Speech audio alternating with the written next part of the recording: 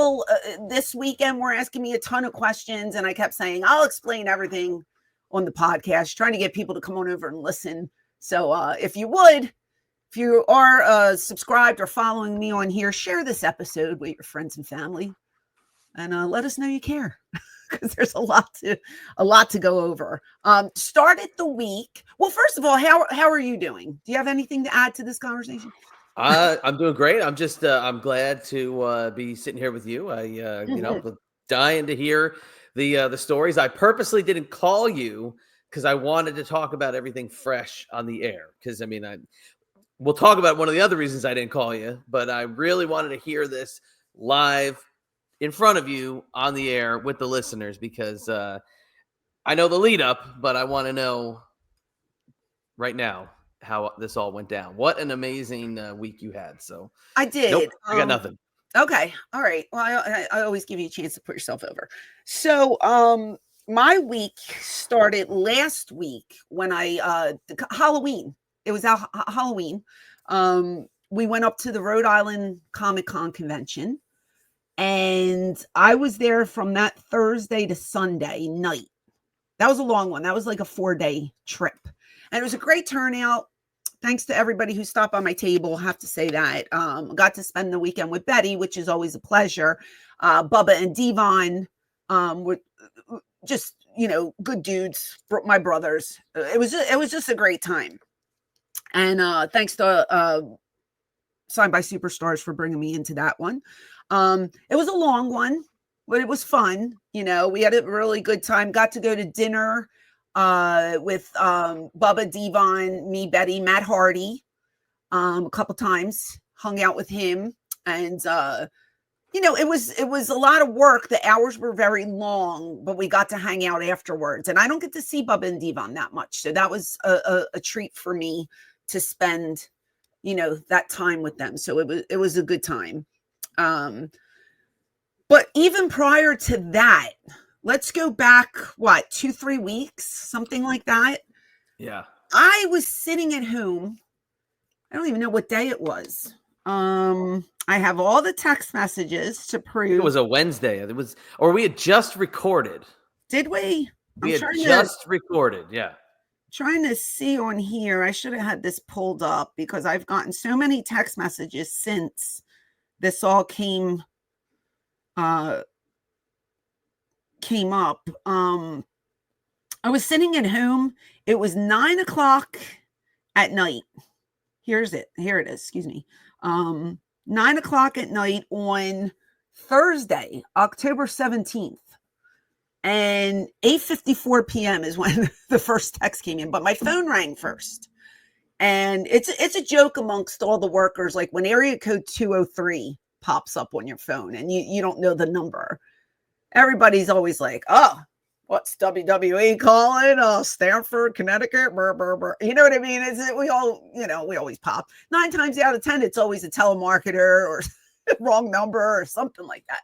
So when I saw my phone ring, I said, I was by myself. I just popped myself. I was like, oh, must be WWE calling for something. Well, guess what? That time it was WWE. So John Cohn, who I knew back in 2006 with the fake ECW, he's talent relations.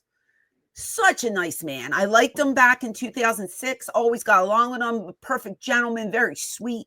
It was him, and he had called. He had got my number from Brian Myers, who is a friend of mine. We all know that.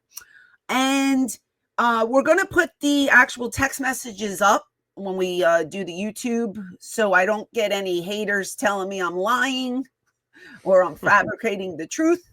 But initially, they had contacted me because they were working, NXT was working the ECW arena in a couple weeks, and he wanted to run something by me. And I was being very cautious. I'm like, this is a rib. Who's ribbing me? Who, blah, blah, blah.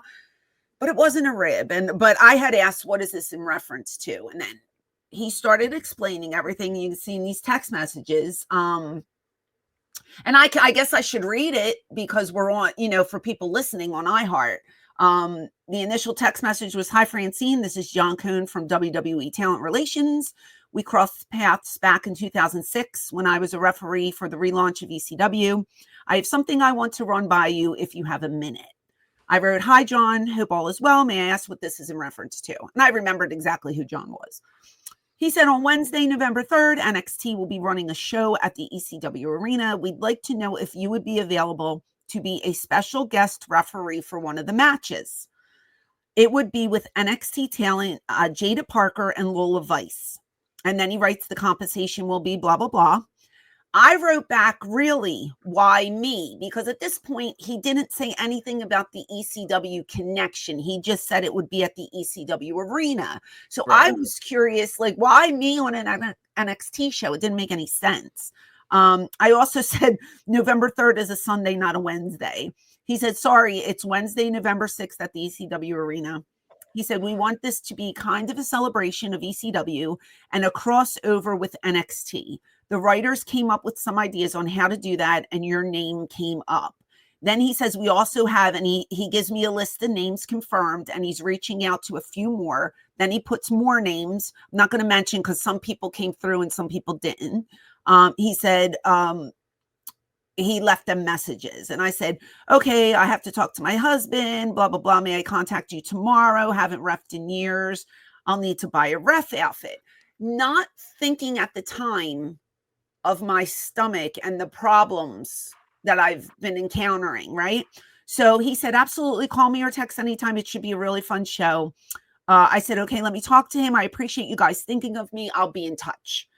I then talked to my husband, and he's like, did you not forget about the 5 surgeries that you've had on your abdominals? And I was like, well, yeah. And he's like, do you really think that you can be quick enough with the way these girls work? Because these girls are good. Let me just tell you, these girls can work, right? He's like, do you think you can get down and, make the false finishes and then run around? We didn't know what kind of match it was. It ended up being a hardcore match and all this stuff. And I was like, you know what? For me now, because my core is so weak, just lifting myself up, getting into the ring is slow. And we've talked about this before when I do the reunion shows and stuff, how we're all like a little bit slower than we were before. So I was just like, well, I guess I'm not going to be able to do it. So I contacted John the next day and I told him, here's my problem. And I went on to explain what I had to my stomach, blah, blah, blah. He wrote, good morning, no problem. We can do something different. Let me talk to creative and get back to you. Then I pitched an idea about me being a timekeeper, guest timekeeper. And I thought of a spot that I can do with one of the guys on the card. He said, thanks for the suggestion. He'll send it to creative. Then I get a text the following Tuesday. Did Johnny Russo get with you about tomorrow? This is the night before. I hadn't heard anything for like 2 weeks. So I'm kind of like sitting there thinking, well, I'm booked, I think, but I have no idea what I'm doing. At this time, I went to Rhode Island Comic Con for the 4 days and I talked and I talked and I talked and I lost my voice. So on Tuesday, they sent me a script to be like a backstage interviewer. And I go, ugh. Oh, man.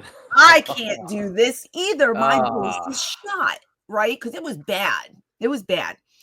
And he's like, did Johnny Russo get with you about tomorrow?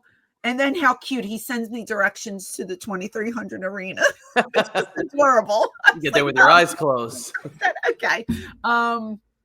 I said, I haven't heard from him. I wasn't contacted since last week. I don't know anything about tomorrow.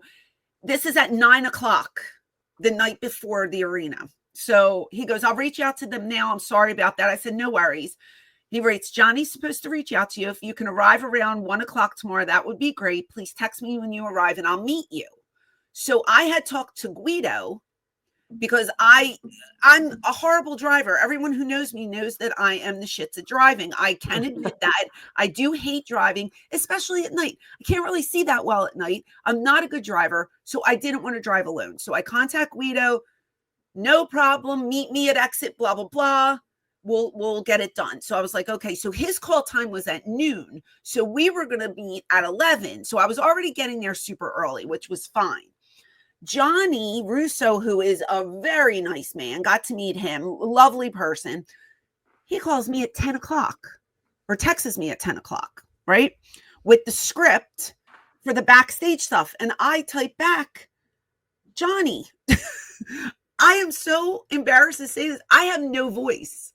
Like, I don't have a voice. And it just wasn't going to work. And and you'll see the text messages, but I literally say to them, if you want to pull me off the show, I totally understand. Like, no heat, because this is on me. Like, I can't work really the way they want me to. I can't talk. So what am I going to do? I have no idea. And a couple of the boys were like, you can sit in the front row. That's what they do with a lot of the legends. They just put them in the front row. I said, well, do they really want to pay me the same amount to sit in I don't know. So I tell him, and he says, hold on. Now I have to go to Johnny's messages. Oh, and I'm sorry. Prior to this, they make me cut a 30-second promo, put it on socials. And that's how I announced that I was going to be at the show. At that point is when it first happened, like the 2-3 weeks ago, whatever it was. So I had my voice. I was fine. I was like, okay, I'm going to do something. This is great. Everybody saw the promo. They retweeted it. It was good. It was a good deal. Super successful. That was awesome. Yeah, it was really good. They were like, do you want us to write something for you? And I was like, no. I said, I could do 30 seconds by myself. That's good. So I said, do you still want me to come even though I can't talk? This is what I'm telling him. And he's like, we'll figure something out tomorrow. Let's see how you are in the morning and go from there. We could have you sitting in the crowd or being a timekeeper. That's what he wrote back. We'll make it work. Don't worry. So I did offer to stay home. But at that point, they had put out the opening and they put me in the opening the show. I guess it was too late to pull me. I don't know. Or they thought I should be there, which, I was appreciative of that. So when I got to the building, it was 11:20, or my call time was 1. So super duper early. Me and Guido pull up. We text John. John comes out, exchange pleasantries, and there's a camera crew, and they video Guido and I going into the building. I'm trying to save my voice, so Guido's doing all the talking, and I'm just pulling my bag behind him, and they videotape us going inside and everything. And the arena has changed so much, since we've worked there before. So as soon as we went in from the back, hair and makeup took up the whole back of the arena. So I'm looking around. I'm the only girl there so far. So I said, can I jump in the makeup chair and get it over with? Because there was a 10-girl thing. There was tag team. There were so many women there. Yeah. And I said, I don't want to have to fight for a spot later. No one's here.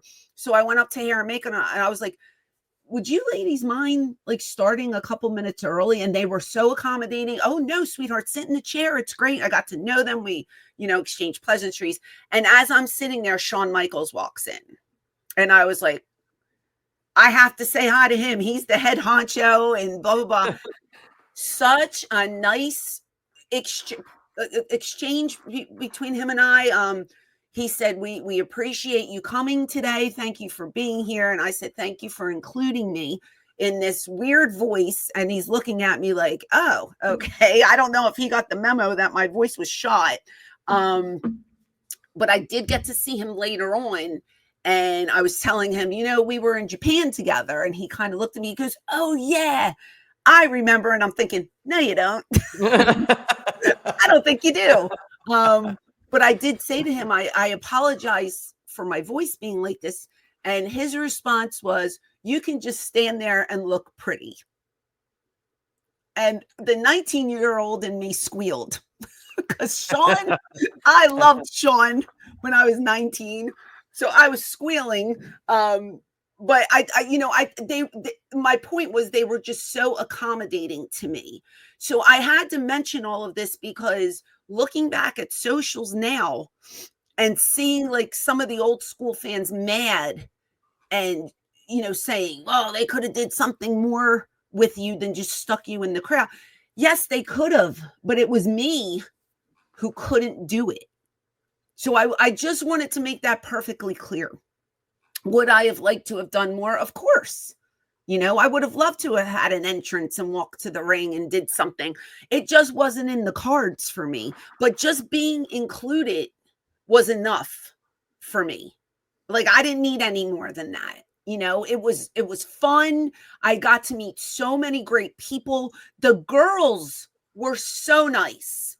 Some of them had on ECW attire, which I thought was adorable. And I'm like, you weren't even born when we were around. You know what I mean? And like, I was telling them, I started in this building like 31 years ago, and they were like, wow, they were very, very, they seemed appreciative that I was there, but they were also very nice. I didn't see any catty, with the NXT roster. Like, everybody seemed to get along, and they can work their asses off. The talent is amazing there. And they all have really good attitudes. So it was very, very nice to just talk to some of them and get to know them a little bit. I noticed some of them were following me on social, so I followed a couple of them back. And who knows? I mean, it's you never know where you're going to see each other down the road. So it was really nice to watch how they put the show together. There was one promo where it was the 5 girls. They were in front of a couch. It was the babyface team. And I was sitting you couldn't see me, but I was watching them shoot these promos the whole time. And it was giving me flashbacks to when we were downstairs and we were shooting our promos. Granted, it was 4 a.m, but that's a different story altogether. But just the way that they, put the show together, and everyone from production to office to the talent, like everyone was really, really just seemed happy that the legends of ECW were there. Very, very nice crew. Nice. So I couldn't say enough about it. Now, it was a very long day. I was extremely tired by the end of it because, getting there at 20 after 11, I think I got home at 10:30, 11. So it was a lot. It was almost a 12-hour day when you're there. A lot of sitting around, a lot of waiting. Plus, I did not eat for 36 hours. I was fasting. One, because I didn't want my stomach to be super weird and super bloated from, the foods that they had, because they had a beautiful catering offering for the guys and the girls there. And number 2, you never want to go to the bathroom at the ECW. Okay. So I decided I'm not going to eat. So I didn't eat for like the 36 hours. I was just sipping my water and, just hanging out. But I'm really glad that I got to do it. And my nerves were bad leading up to it, but it all worked out in the end. It always works out in the end. Like my husband says, it's just, there I am. Yeah. Are we allowed to show this? I don't know. I mean, You going to do your gimmick on it? Ready for our main event. Oh, you missed them announce me. What the hell's wrong with you? Look who is here. It is the Queen of Extreme, Francine, among the sold-out crowd in the 2300 arena. Ready for our main event this week on NXT. Started a nice little ECW chant. I thought my name was going to be announced in the building.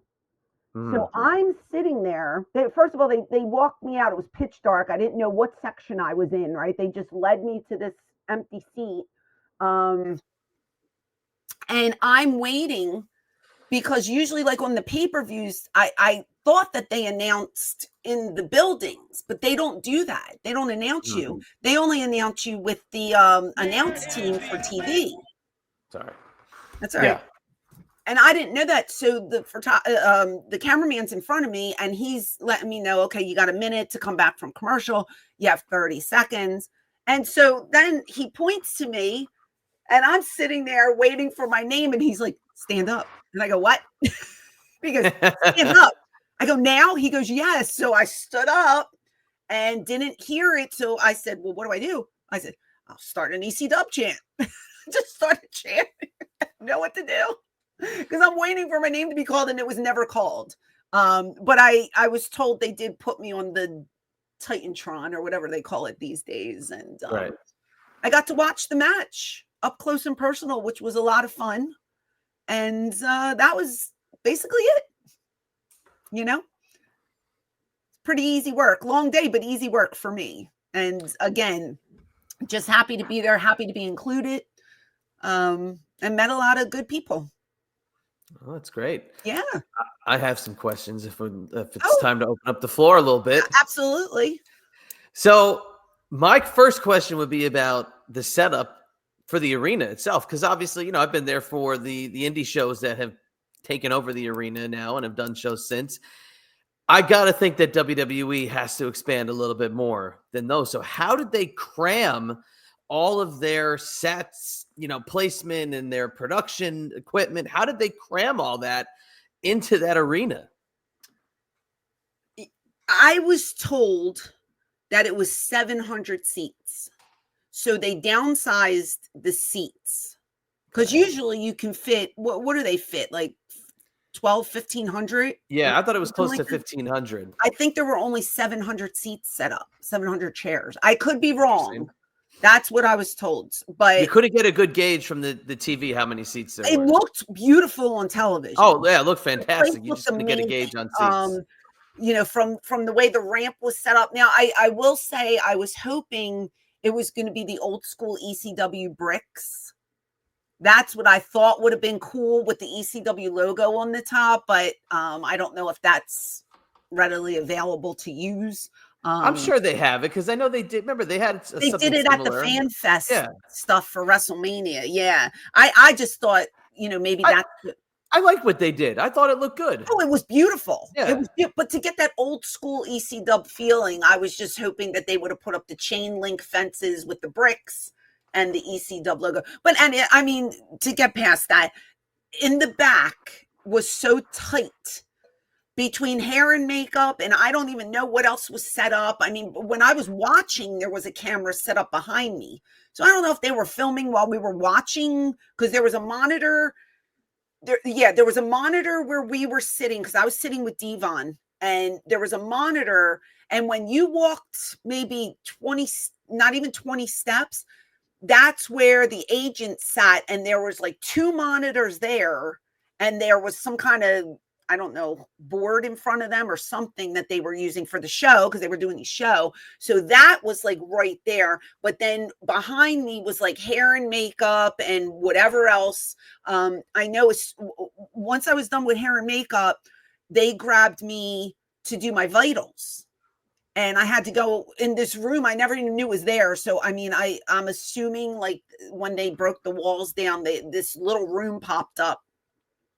And they made me do my blood. They took my blood pressure. They put the little gimmick on my finger for my heart rate and my oxygen. And my blood pressure is always 120/80. And that day it was not. The bottom number was too high. Then my pulse was my thing was at 106, which was high.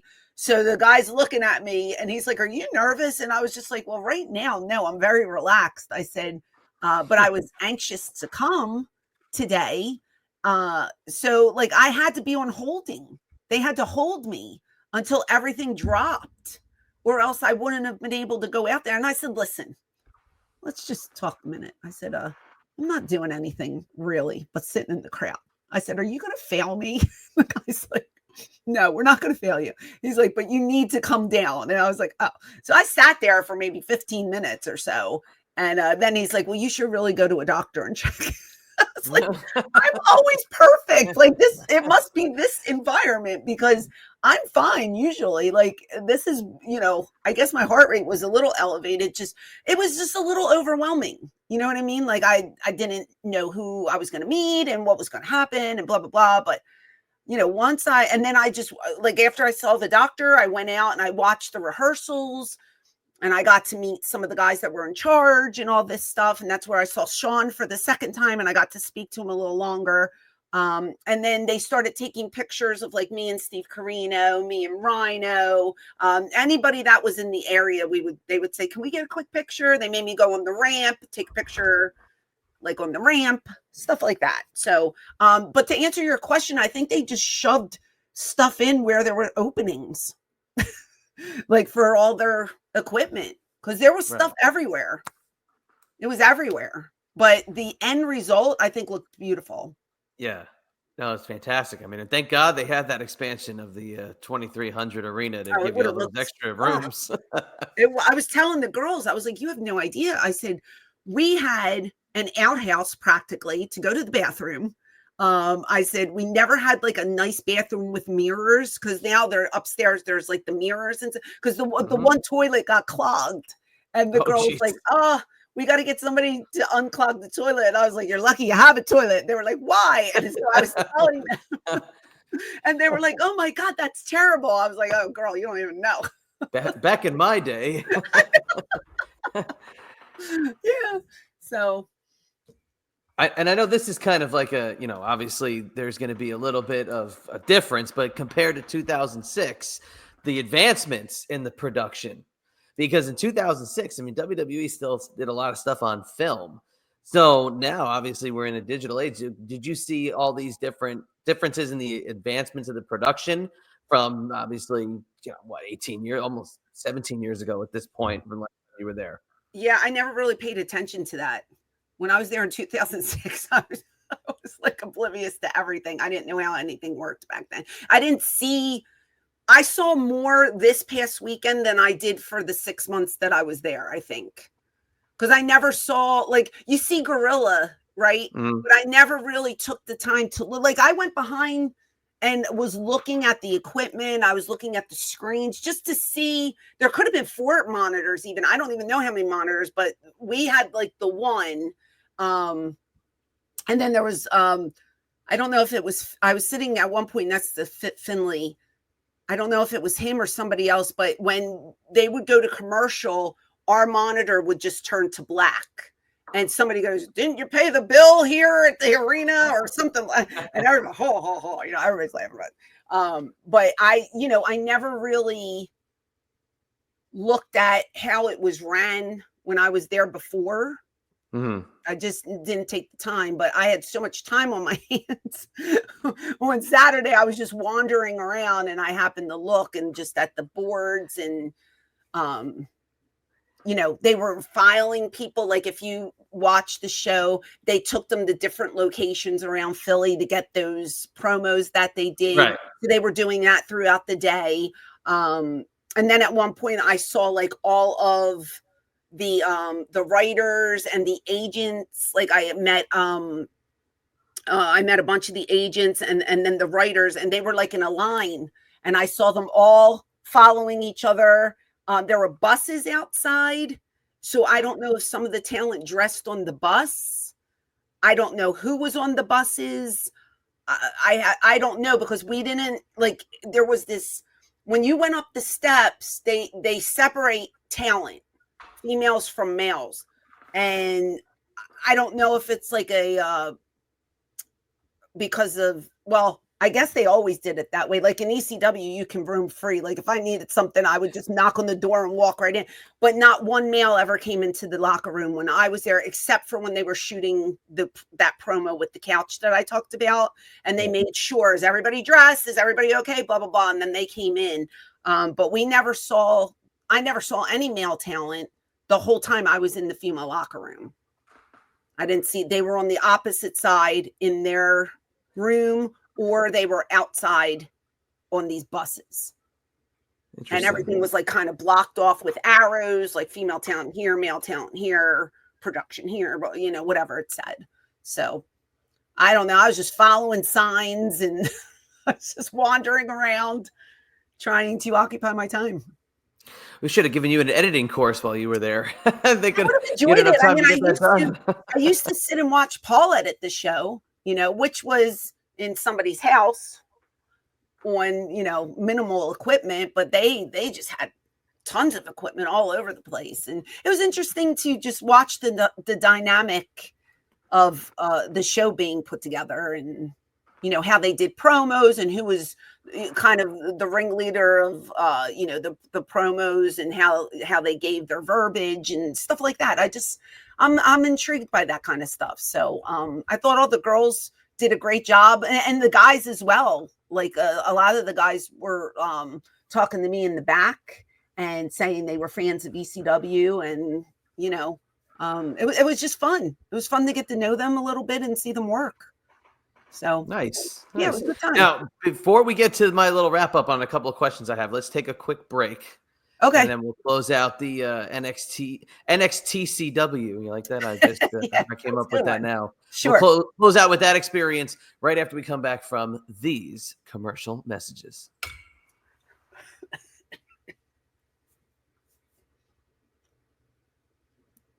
All right, we are back discussing the NXT ECW crossover from last Wednesday evening. So you said you had another question, or? Yeah, this is one that I thought could be an interesting one, maybe thinking outside the box a little bit. One of the things I saw people talking about a lot is NXT obviously being, the new wave of how wrestling is evolving, right? And ECW was always the counterculture of professional wrestling. It was kind of an interesting meet in the middle kind of experiment. You know what I mean? Do you think this is how ECW would have evolved had ECW been around, was to be like NXT? Because you had a little bit of everything.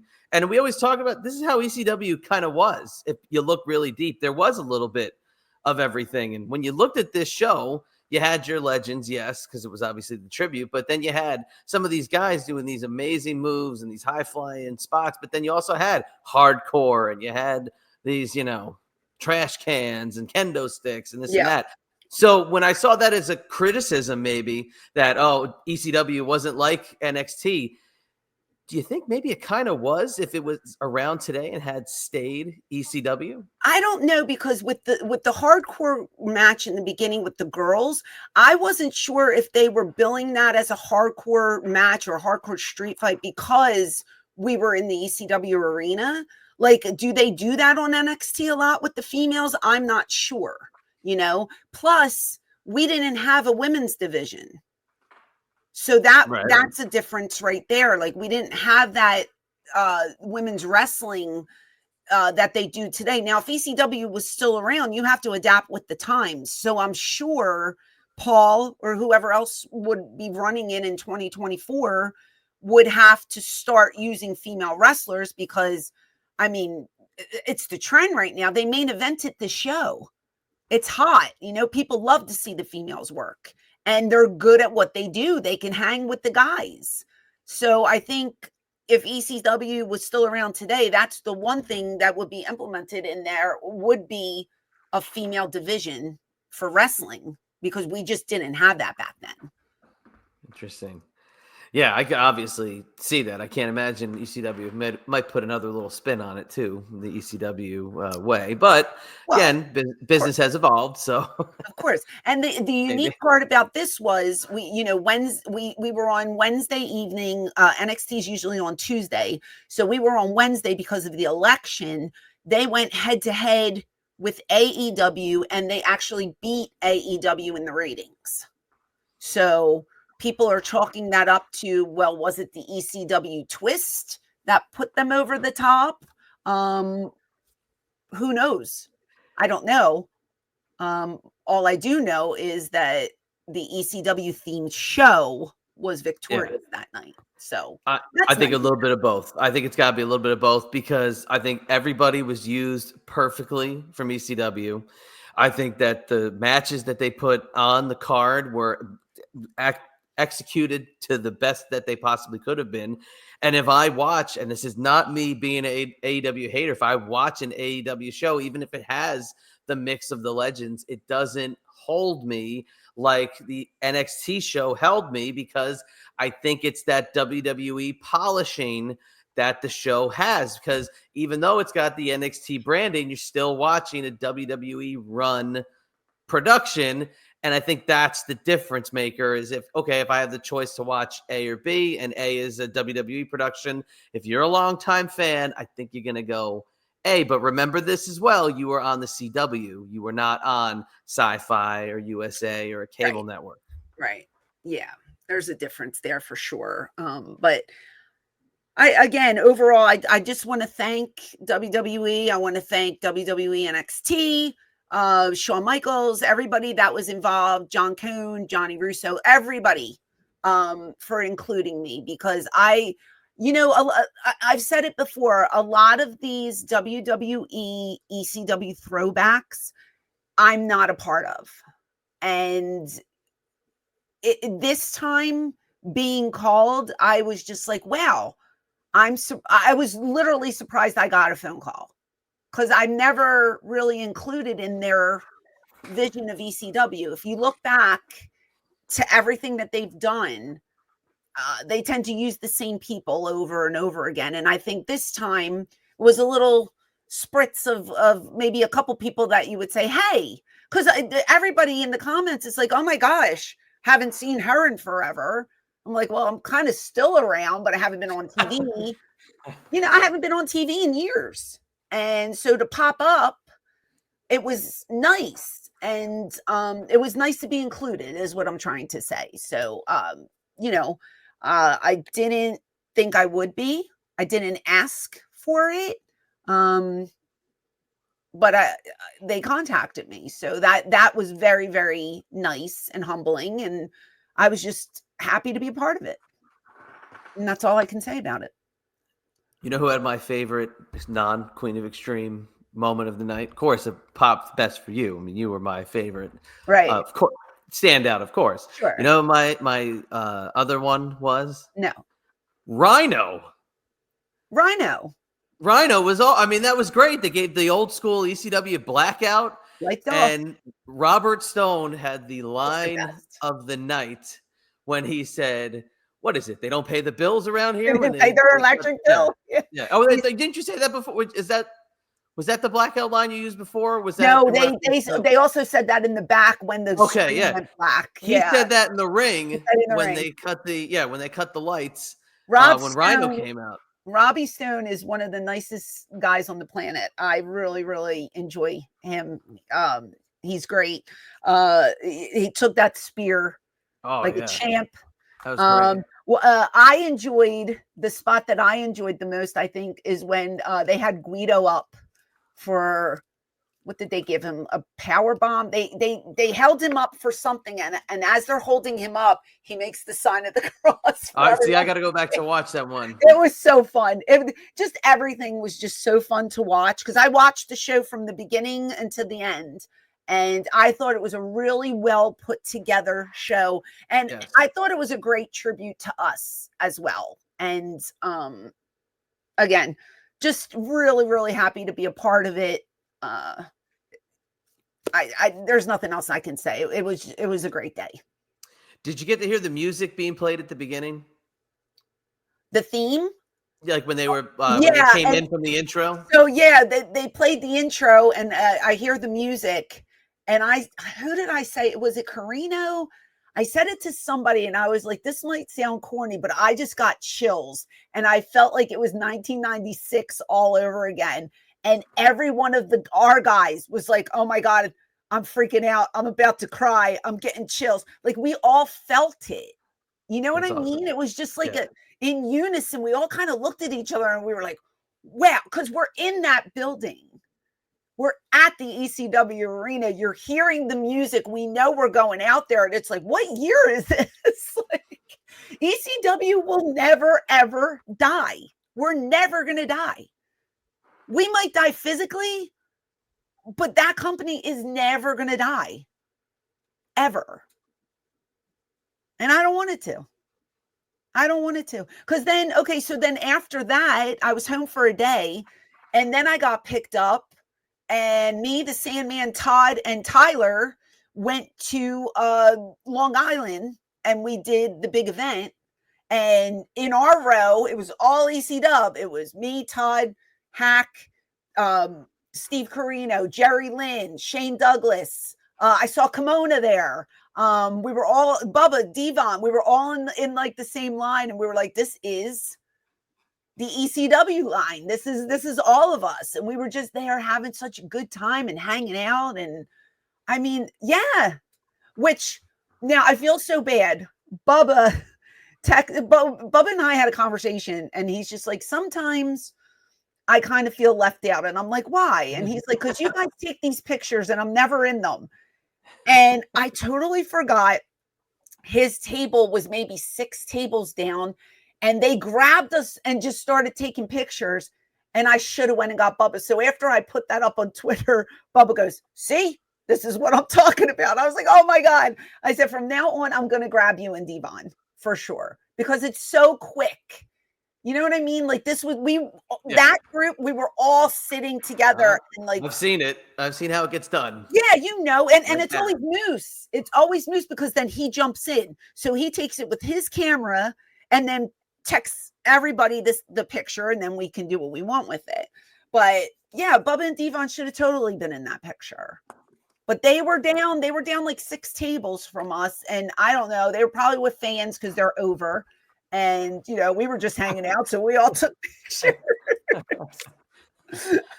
So, but again, when I get to do these things and hang out with these guys, and it was so nice because Steve Carino and I reconnected through this, and we exchanged phone numbers, and now we're going to try to, meet up for a Disney day, because I was very close with Steve back in the day, and you kind of lose touch with people, but now we found each other again. So I said, well, you're not going to get rid of me this time. And he's like, no, it's going to be great. So it was nice. It's nice to just reconnect with people.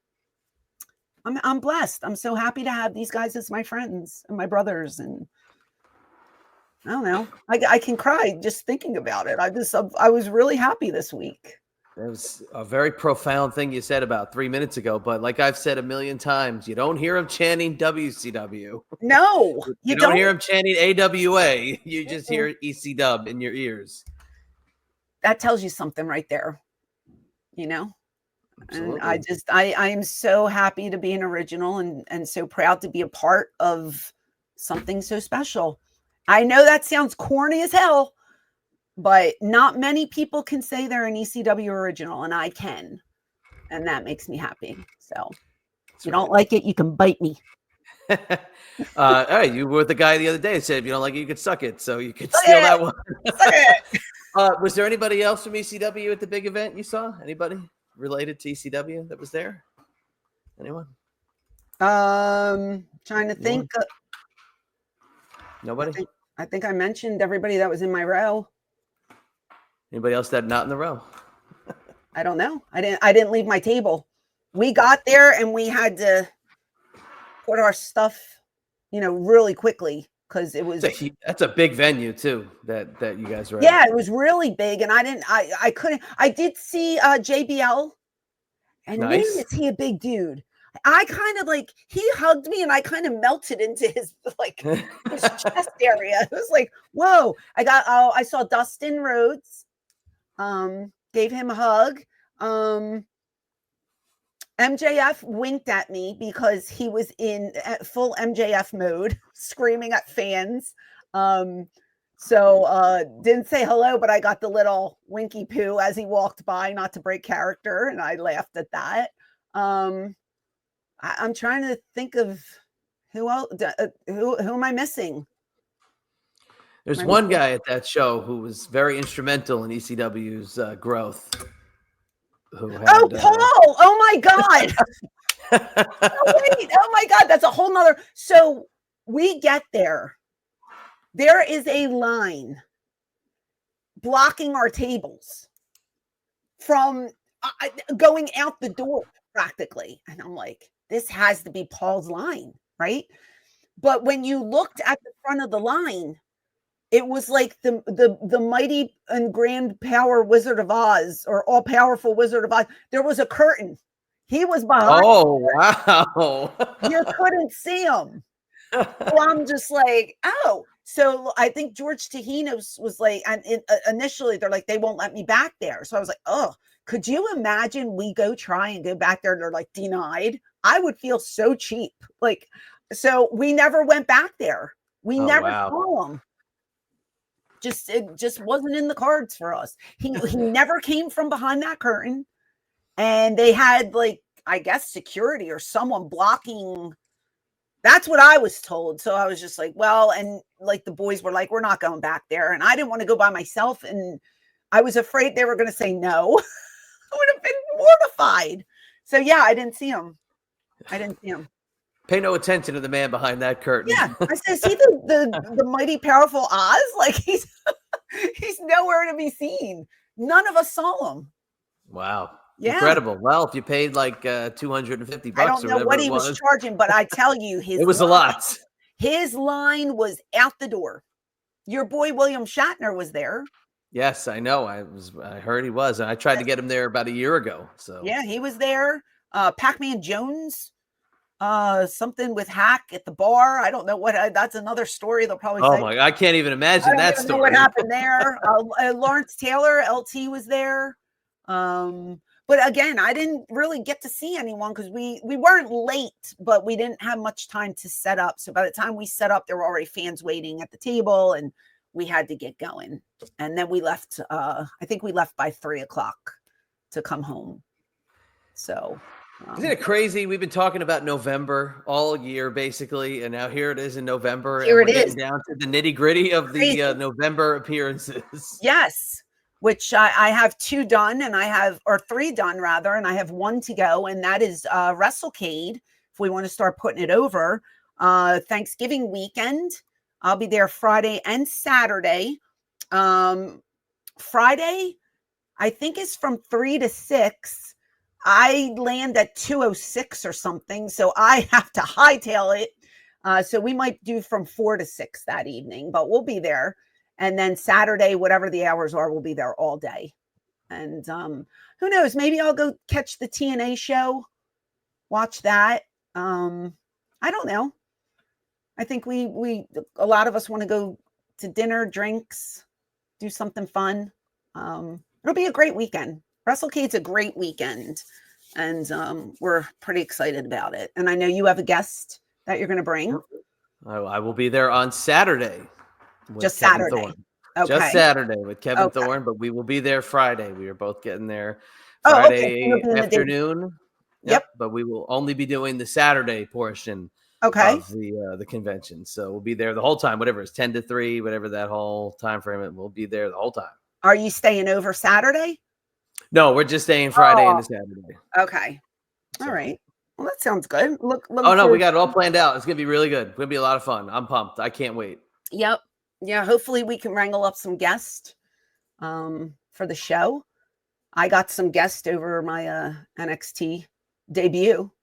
That will be coming on later, maybe this year or early next year, and see what we can do. But overall, great week, blessed life, can't complain.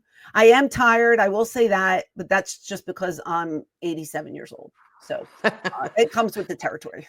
This name of this episode, #blessed. #blessed, yeah. One like, one prayer. Yeah, all good stuff. So do you want to tell people where they can find you? Yeah, absolutely. You can find me on X at ChadEMB. I'm going to have all the Kevin Thorne information on there within the next week if you want to get a pre-order or 2 in. Not going crazy on them, so if you want to get them specifically, you can DM me, and we can go from there. If not, you can hit me on Instagram at IB Exclusives. But I can't wait. I'm so not stressed about WrestleCade that I'm looking forward to it more than I have probably any of the WrestleCades that I've ever done. So I cannot wait. I'm pumped. I'm stressed because I have 30 minutes between my flights, and it's Charlotte to Greensboro, and I'm scared. I'm sorry to hear that. I'm scared. I'm gonna have to run like the wind. I'm wearing sneakers. I'm sitting in row 8 on the plane, And so as soon as that lands, I'm grabbing my gear and I'm running for the hills to make that connecting flight. So everybody say a prayer for me. But I am looking forward to it. I've talked with some of the boys and there's already plans for shenanigans. So it should be a good time. I do want to mention really quickly our YouTube channel. We are finally over 12,000 subscribers. We have to keep going. If you're not subscribed, please subscribe and start watching the videos, liking them. I don't know what's going on with the algorithm. I'm hoping it will pick back up because I don't know what's happening with YouTube, but it's the same old story. But our subscribers keep going up and we're putting out the content. So we need you guys to, comment, like, and watch and tell a friend. And if you're not following me here on iHeart or following me on Spotify or Apple, please do so. And we really appreciate all the support and love.